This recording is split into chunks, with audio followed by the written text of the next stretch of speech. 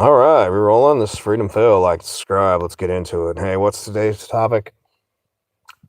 You may have the right idea, but if enough people collectively agree with something that's wrong, they will go out of their way to protect something that's absolutely wrong.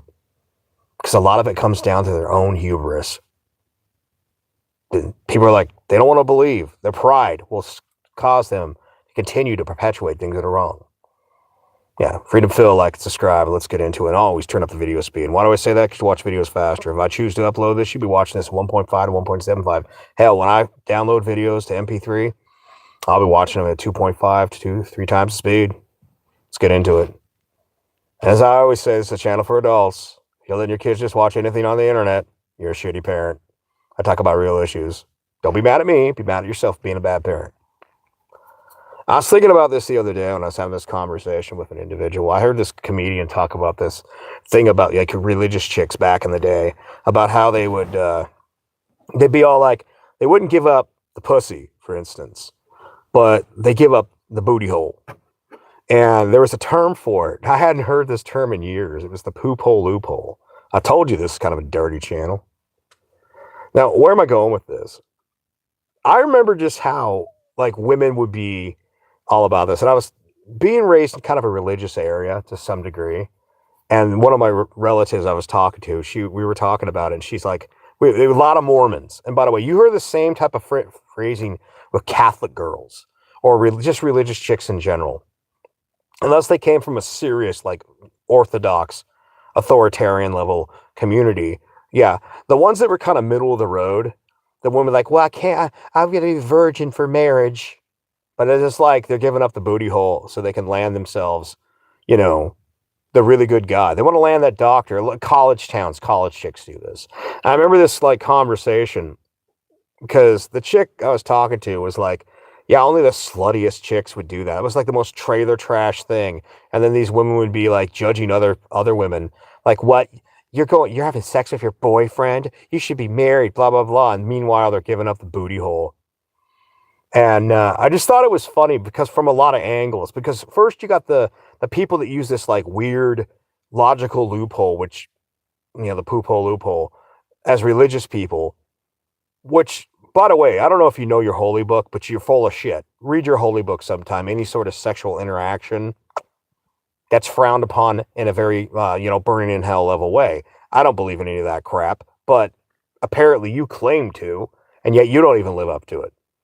But then there's the other one where you see the rest of the women that are like normal people, and they're like, oh my God, that's so disgusting, blah blah blah. And I'm thinking to myself, isn't it kind of funny? Like anything that might please a man, like a BJ or the booty hole or whatever, because she doesn't want to give up the V until they're married.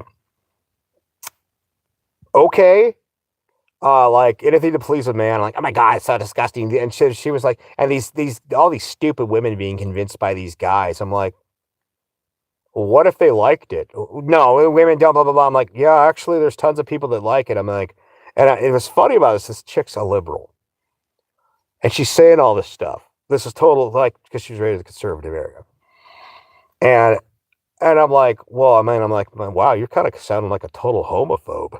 And she's like, no, no, no. I mean, if somebody's into that, I mean, that's fine, blah, blah, blah. But I'm like, yeah, but I mean, like, like one side, these chicks are trailer trash and blah, blah, blah. And how much of this was one group of women competing against another group of women? So one collective of women makes up this poop hole, loophole bullshit excuse. So them and her boyfriends can have this sex. And by the way, their churches, if they really talked about it, were not cool with it. They were not. But people did it. And then the other side that was getting judged for, being relatively normal as far as, boyfriend, girlfriend doing their thing. But that's not right, by God. So you got one collective of people and their collective level of thinking against another collective group of people with their collective group of thinking. And then along comes someone like me. It's like, what if people just like doing what they do? But no, for the most part, eventually people got to a sane middle ground. But it's that weird line of thinking where you can have like your beliefs say this, but then you do that and try to act like, well, this is nothing. Basically trying to cheat on your taxes, except for with your religious beliefs or you're trying to cheat on your logical thinking taxes. And I see this all the time. It's like murder is another one. Murder is wrong. But what about when we put someone to death? That's different. Oh, why? Because the government does it? That'll be a key thing here. What about war? Like the 20-year war over in Afghanistan, Iraq. You can't convince me that we couldn't have used a ghost team to go in there and take out Osama. You know, after looking at what Assad did recently when it came to the exploding pagers, and the whole thing with the, you know, basically whenever Iran would appoint somebody into their government, someone got killed yesterday. That morning, someone gets appointed. By that afternoon, someone's getting assassinated in their apartment. Think about that. And you don't think we didn't have that style of information way back in the late 90s? Like, fuck, the 80s and the 90s and all that? Yeah, we had a 20-year war because it was good for business. We replaced the Taliban with the Taliban. Now we negotiate with the Taliban. How ironic. You know, by the way, the Taliban were our friends in the 1980s when they were fighting the Russians. Huh, wow. And the same thing, Syria was taken out by a guy in ISIS or something, or Al-Qaeda or something like that. Now we have to negotiate. And this is like, look, this is just how life really works. Whoever's in charge, eventually you either put embargoes, like, and that's been somewhat like with Cuba. But did that really help? Did it really make the world a better place? I don't know. I don't know if it did or not. But, or you negotiate with them. And that's what we're doing because that's the person in charge. But we spent 20 years and how many American deaths that didn't need to happen. So if that person would have just, you know, maybe got a job working in a factory. Here's a wild thought there. Think about all the money we spent over in those countries. Could we have been rebuilding our infrastructure? How many of our bridges across America's, you know, the interstate highway system or just the bridges all over America are falling apart? How much of our infrastructure needs to be rebuilt? Couldn't we have spent that money that we wasted on Iraq and Afghanistan on improving our own country? Sure, have a strong defensive military ready to activate if it's necessary.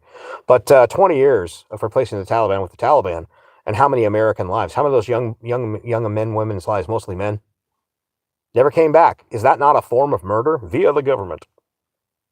Well, that's different because it's the government. What about all the people in those countries that their lives were fucking ended or ruined, or just like with the soldiers that came back disabled? Imagine how shit it is for the people over there that are disabled after that war. Well, you see, that's different because it's war. There's another one. Here's another. We care about our soldiers. Like, how many people say they thank soldiers for their service, but how many homeless veterans are soldiers? Do you really care about the soldiers? But we said the words, thank you for your service. You know, and then you see the ads on TV where that country singer comes on and he's helping these veterans raise money so they can actually live. These guys are horribly disabled for the rest of their lives. You know, wounded warriors or something like that. I'm just saying, like, we think murder is wrong. We think support the troops. We have all these so-called, like, collectively, you'll hear all these people say all these platitudes or all these beliefs. But then when faced up to the actual fucking reality of society, we are perfectly happy to ignore all that for the convenience. Now, what I'm getting at with this whole collective thinking, and I myself, over the course of my life, part of the reason I don't want to say, it's not that I don't get along, it's that other people can't handle when they're wrong. They're like, you just argue all the time. No, when someone says something that's completely inaccurate. And also, by the way, I do enjoy an engaging conversation. I prefer to talk about something other than just like, da, da, da, did you see the movie with the thing? Did you hear the song with the girl shaking her booty? Like the same thing over again. I'm sorry. I'm a living, thinking, individual. Well, we have sentience for a fucking reason, man. You know, and I know I swear a lot. Part of the reason I tell you, not a channel for children. We have sentience for a reason. Like, just to sit there and walk through life like cows, like eat the food, drive the car, do the thing at work. Da, da, da, da, da. I'm sorry, I'm not satisfied with that. So I do enjoy an engaging conversation. But part of the problem is that most people are stuck on this collective herd level of thinking. Just agree. And by the way, most people, you know why most people agree? Because they're fucking lazy. That's why. They're fucking lazy. There's no great answer to it. Like, if the day people start thinking for themselves is Okay, once the HOA or once the government, once whatever situation starts affecting them personally, the dawn nuts, hey, wait a minute here. That comes out and you're like, wait, my anus hurts. I'm not putting up with this. Then you see people become a little more individualistic. Now, if you get a bunch of people get butt fucked in some way, then enough people butt fucked all collectivized together, like, well, our anuses hurt. But before that, they were perfectly fine with whatever the hell was going on, as long as it didn't affect them. And this is like, just like with religion, how ridiculous things in the Bible are. And then even the whole basis behind it, like, this magic tribe in the desert says, we were created by the great waggity woo in the sky that you never see. Waggater Zaggater, we're the chosen people. Yep. Well, what's the proof? Because we said it's true. Wow, that's some Cletus level thinking. And yet, how many people, if you point that out, like, well, and they're like, well, how do you explain the world? I don't know. Certainly something better option than what you're fucking coming up with. And they're like, well, what do you mean? Your answer is some magic tribe in the desert, and their invisible friend made it all. You don't think there might have been another answer out there, but yet because so many people believe in the magic tribe in the desert, we all got to go with this. And this is where I've always kind of laughed about it. I'm like, well, what if you're wrong about the tribe? What if it's like some Northwest tribe that believes the Great Beaver or some shit? I'm not saying this is anybody's actual, but the Great Beaver came up from the ocean. Originally, there was just water everywhere. At the center, there was mud at the bottom of a great pond. And he brought up the land, and the raven brought the moon, and the eagle brought the sun. And they collected together, and they got bored, and for shits and giggles, they made man because they wanted to watch a soap opera called People. And they were called the People. They, like the other tribes, them are some motherfuckers.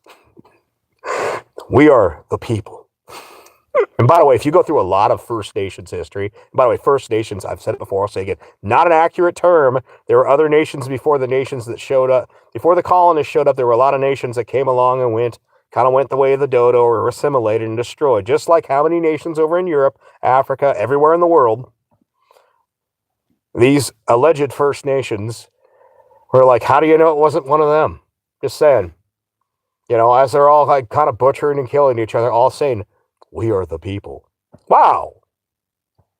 But somehow, how many people just go along with whatever Abrahamic or, you know, Hindu or, you know, Zoroastrians were once a thing, by the way. I just think it's kind of funny. You go and look at some of the cults of society and the ones that were cult. And by the way, here's a thought. Why do you call a cult a cult? Well, a cult is just a religion that just hasn't got popular enough. Once, not so long, many decades ago, there were some hippies trying to get around the whole pot laws by freedom religion. They made up a joke. It was a religion called the Church of the Universe, man. In our religion, pot smoking is part of our sacrament, and you can't suppress freedom of religion. You can't suppress that, man. They were considered to be not even a cult, but a bunch of scam artist kooks that were just trying to smoke pot before it was legal. Here's another example, even involving pot in modern society. How many people talked about miracle marijuana that actually really gave a shit? But the real truth was, well, we got to sneak in real pot by getting medical pot first. And once people see that it's okay, they'll basically, you know, we'll be able to get real pot for everyone. While it's true, it's totally slimy. And most people, I was just like, well, why not just vote for real pot? Oh, because you got to ease it in. You got to ease the idea in. I'm like, why not just vote for what you really want instead of bullshitting people? You don't give a shit about someone's cancer treatment or any of that. But most people, and you know what? They were right in the long run. Their tactic worked. I mean, the reason that the tactic they were using was complete bullshit, but it worked. So what is that, a Hail Mary for fucking pot smokers? We pulled a Hail Mary with fucking medical marijuana and it worked.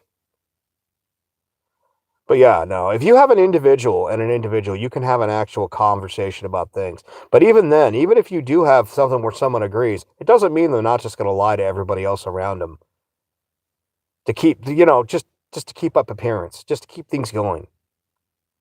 I don't know, man. I sometimes look at society and I think to myself, the train wreck that it is. You could have the best logical line of thinking. Like you could use the what I consider the triforce of basically logical thinking. Mathematical mindset. First, you look at a problem, you think statistically, what is the numbers on this? What has happened before? And then you calculate it, and before you make that decision, you think, how is this going to affect the next number of generations? Long-term effects. Not just because something works doesn't mean it's the necessary right thing to do. But just like, hey, you can make that turn, but you might get hit by a car. You might be able to make it. Why not just wait for the better option? Long-term thinking. Put this triforce of wisdom into place. And bada bing, bada boom, you can effectively solve most problems before they ever happen. And the same thing goes for financial planning and everything else. Like for instance, why is there poverty? Well, because women choose to have children they can't afford to feed. Pretty simple. Wild thought. If we stop having children into poverty, we'll stop having children into poverty. How much poverty would be eliminated? So simple logical thinking. Well, you can't do that because you don't understand the situation. Translation. Everybody wants an excuse for their fuck-ups. Whether it's themselves, their family, or the people around them. And even if let's say they're not a fuck-up. Let's see this with black Democrats on a regular basis. Actually black Republicans that have to fake their Democrats is what I should say. They live in a community where there's a ton of people who fuck up all the time and vote for the shit that hasn't worked for how many decades. And I'm not saying yay Republicans, but I'm saying apparently what's going on with the Democrats has not worked. But they have to still toe the line while quietly, secretly voting some other way. Because if they don't, they'll be crucified by their own fucking people. And they're like, and the same thing goes with like mathematical mindset when it comes to, retirement by 30. Live off next to nothing when you're young. As cheap as possible. Go out, get a trade, get a job, get something. Start off with a job, working towards a trade. Live as cheap as possible. I don't care whether it's a van, a tent. If you're a truck driver, live in the truck. Live with your parents. Live with a share room with a bunch of other people. Fuck, if you can pull it off, do a storage unit if you have to. Night job, do whatever. Get some training, get something. Hell, if you're at a night job where you can study all night, study while you're there. Learn online. Maybe become a plumber, an electrician, or something. But while you're young, invest while you're young. That way your money's making you compound interest. Don't try to impress anybody. You do the hero's journey. And then there's tons of cheap housing all over the Midwest. No shortage of it. Now, you're retired by the age of 30 or 7 to 10 years. Let's say you start a little later in life. Let's say you fucked up and you're on welfare for 20 years or longer, when you're raising your kids. Doesn't mean you can't have, just because you had a hard start, doesn't mean you can't have a great finish. But when you point out this logical way of thinking, the collective group comes together. The herd. Scary. Individual thought. Comes together and tries to destroy this because the narrative they've lived through their whole lives is, that won't work, that won't work, the 1%, the corporations, that other group of people, we won't name names, won't name groups, because we've all heard those excuses before. It's their fault. It's this fault. You can't make it. You can't do. That's the thing about it. Weakness in a group does become some form of strength, not because they're strong individuals, because enough weak people coming together. It's not a super group, a super band, or anything like that. A bunch of weak people can make a mob, and a mob can ruin your fucking life. I've experienced that many times, where I'd be hanging out, and people would be saying some shit that just logically didn't make sense. And I'd be like, well, come on, think about this way. From this, why you gotta argue, man? I'm like, why do you gotta fucking say something that's so inaccurate? Why do we all gotta, one day I fucking snapped and I was like, why do we all gotta agree with something that's wrong? What? So we all go along to get along, buddy. Go along. I'm like, y'all think you're thinking for yourselves, but y'all say the same shit, wear the same shit, do the same shit. You're all clones of each other with slightly different looks. And that's part of the reason, like, when I lived in the woods for 4 years in my early 20s, that was part of it. Because it's just like, you got to do this, be this, and do this. For what? For who? For why? And they can't even really explain it because they can't even understand it. Most people can't even comprehend that most of your entire existence was literally a shopping scheme. What was it, The Clash or whoever said it? Your American dream is a shopping scheme. It's true. Go look up the series The Age of Persuasion by Terry O'Reilly from Pirate Toronto. Go look at all those beautiful ad campaigns that were our lives. Go look at how much of our lives was shaped. Even war, religion, all of it. Constant propaganda. Fuck this cartoon that's on. How much of our fucking lives was literally just manipulated to be the way we are. And then people are so well programmed that if you push back even a little bit, you're not even trying to, you're just pointing something out. Instead of doing the intelligent thing, which is, and by the way, this is why at times, if you're going to push back, you need 2 or 3 other people with you. You need to have 2 or 3 other people. So, and they've proven this.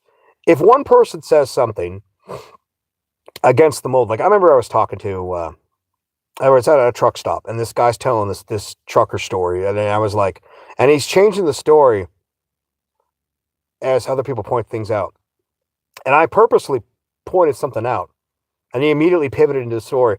And somewhere through it, I was like, look, man, I'm no disrespect, but I'm going to call bullshit because I've noticed you've been changing your story whenever something else gets added to adjust for whatever's going on.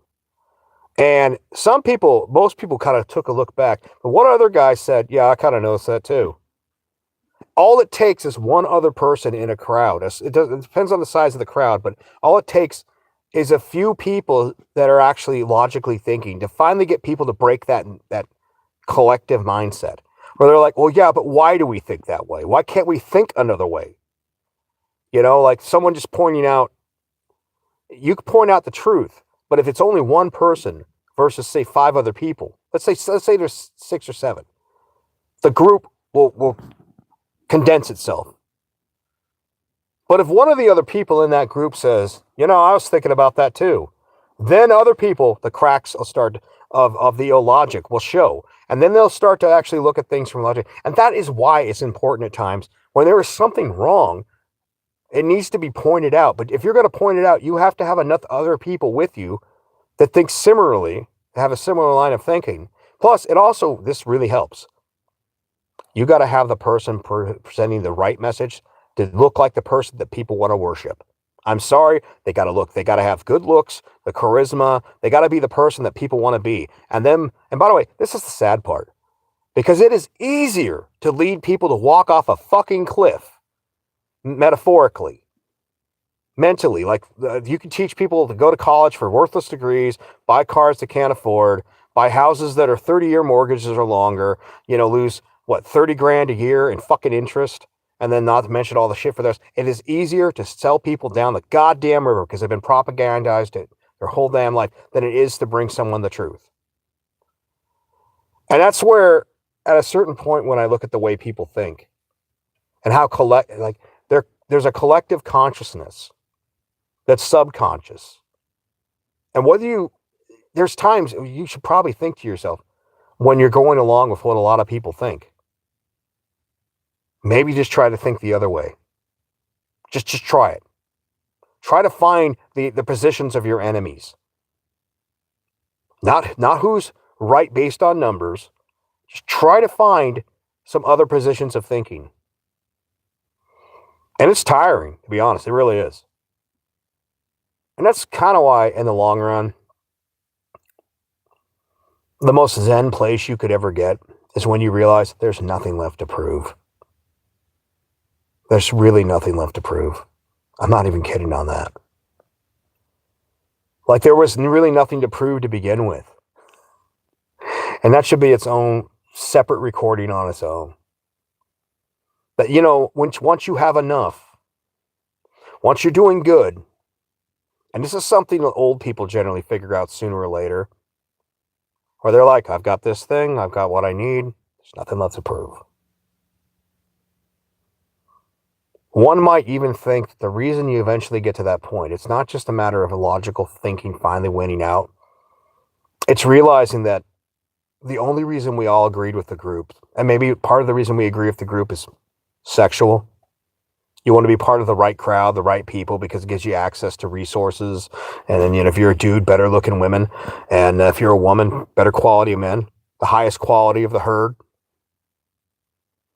And once you get past that, once the kids are raised and, you've got your piece of something, you're just like, you know what? I'm not a hermit, but I've got the things I like. I got my hobbies. I'm just searching for that little piece of inner peace. And as I get older, I can't help but feel that's kind of where I've got to. Where it's like, there's no point on proving anything to people that, like, number one, won't listen. But I'm only going to live so long. Or no matter how much time you have, you're all running out of time. This is part of the reason my channel is called Turn Up the Video Speed. Because, like, for instance, we're just going to kind of call it here, but I would listen to this at 1.5 to 1.75, and I say that, and I listen to most videos at 2.5 because I can understand it, and why not? How much more information and data and stuff. But it's also the realization, there's all these things I like, but on the other hand, why can't I have that plus this other? Like, why can't I play video games while I listen to some philosopher or a great epic story or just some content producer I enjoy? The inevitable end of the chaos comes one way or another, whether it's chaos till death and then the end of the chaos is your end, or one day you just evolve to the point where you're like, you zen out. I don't know. Freedom Phil, like, subscribe, take it easy.